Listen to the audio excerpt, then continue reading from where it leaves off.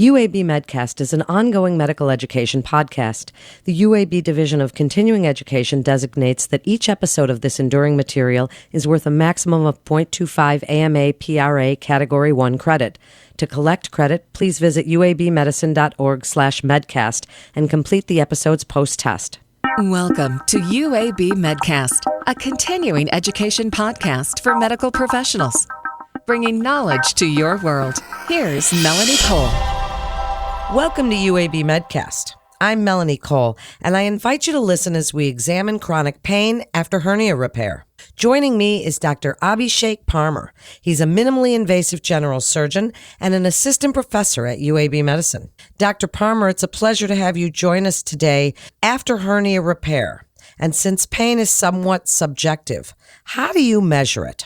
Oh, well, first of all, thanks so much for having me, Melanie. That's a really good question out the gates. I think one of the things I see a lot with patients after this operation is we really have to just believe patients and take them at their word. What's so interesting to me about hernia disease kind of globally, but specifically inguinal hernia disease, is that it's such a common problem that I think so many providers in the medical community think that it's something that's pretty straightforward and it's really easy to manage. And post-herniorrhaphy pain is actually quite common. If you look at the literature, up to 30% of patients after inguinal hernia repair can have fairly disabling pain that can be very uncomfortable. And one of the main reasons I wanted to come and talk to you about this issue is that this is something that unfortunately is all too common. I see patients that are sent to psychiatrists that are kind of written off as somehow trying to get some secondary gain and all sorts of things because folks think that you're supposed to do really well after inguinal hernia surgery, and that's just not the case. So I think step one is really believing patients when they have some pain that lasts more than 3 months. And that's the definition of post-herniorrhaphy pain, 3 months after surgery. 3 months. And I did read the literature. So your 30% is right on. And it is interesting how underreported or understood this really is. So how do you work with a patient when it's at that 3-month mark? And tell us a little bit about the multimodal approach that you might use for the chronic pain that can come with hernia repair. Right. So there are at least a handful of reasons why folks can still have pain after the operation. And the first step really is, again, going back to the patient, getting a very thorough history and trying to understand a pain that could be related to a nerve injury after surgery. Is this a recurrent hernia?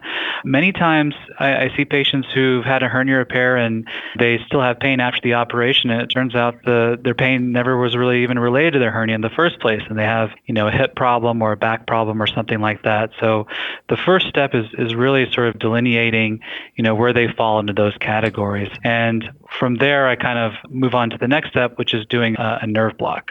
Oh, so you use a nerve block first. Okay, so then speak about the levels of pain management that you would use. And I would like you to touch, Dr. Parmar, on parameters or guidelines for opioids in this situation. As we know, this is an epidemic, and stewardship and physicians are trying to really look at this big picture and prescribe fewer of them if that's something they can do, but it's not always. So speak a little bit about those guidelines and kind of the tiers that you would use after the nerve block or with it. Right. So, I actually don't really advocate for opiates much in this setting. For most of these patients, again, so I guess there's three sort of categories. So if the hernias come back, then the treatment sort of tree goes to reoperation to fix the hernia. And if it's a nerve injury, I first will start with a nerve block. And if the patient have a response to the nerve block, that's really pretty suggestive of a nerve injury. And so in that case, I really don't try to use any multimodal pain agents at all. Those are the patients that I would take back to surgery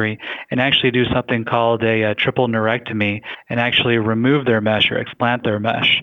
So I guess I really have to kind of tailor the treatment to the problem itself. So I agree with you, multimodal pain therapy and kind of a tiered approach is the standard of care for a lot of chronic pain patients. But for this problem, there are actual sort of real diagnoses we can usually find in these patients and correct surgically. And then what happens after that? So if you take them back to surgery, then is this something that now is repaired? Tell us a little bit about what happens after that. Sure. So the subset of patients whose pain after inguinal hernia repair is due to nerve injury. So those patients, if they truly have an injury to one of the nerves, and taking a step back, just to reiterate, these people can be in exquisite pain post-operatively. I mean, I've seen so many unfortunate patients in my clinic who have been living in the community and like you've said, kind of been taking opiates because it's the only sort of thing that can help them. And I really hate to say it, they've actually contemplated suicide at some point because this pain can be quite severe. So what's so satisfying to me about treating these patients is that surgery has about a 90 to 95% success rate in addressing this chronic pain problem. So by going back in and removing the mesh and removing the nerves that are involved, we can actually make a really remarkable impact on these patients. That operation is not without risk. There aren't a lot of surgeons that do this operation after hernia repair because it's extremely high risk. There's risks of testicular loss, there's risk of major bleeding and all those things. But if the payoff is relief of pain, I've never had a patient not want to pursue the operation. It's so interesting. So now tell us, how has this pandemic affected your practice? And for patients that did need hernia repair, have you seen any change? Tell us how you've been dealing with your practice.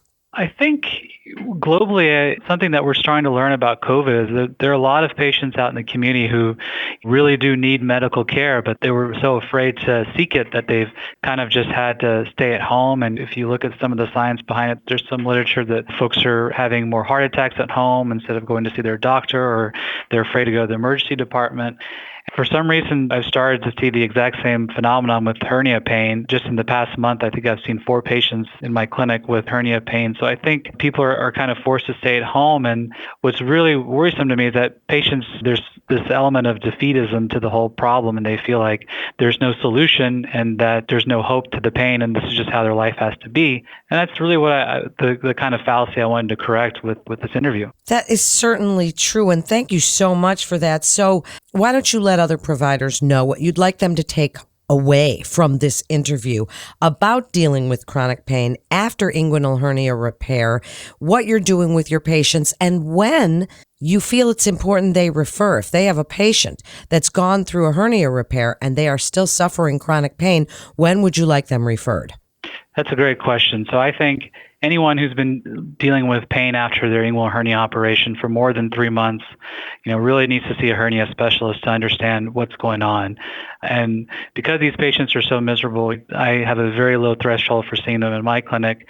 Because, like I've been saying, usually there's a handful of treatable reasons for why they're still having pain. Now, granted, it's an extremely complicated issue and not a lot of surgeons sort of tackle it, but if any provider sees a patient who has a history of inguinal hernia repair and who's still having discomfort more than 3 months after, those patients really need to be seen by a hernia specialist.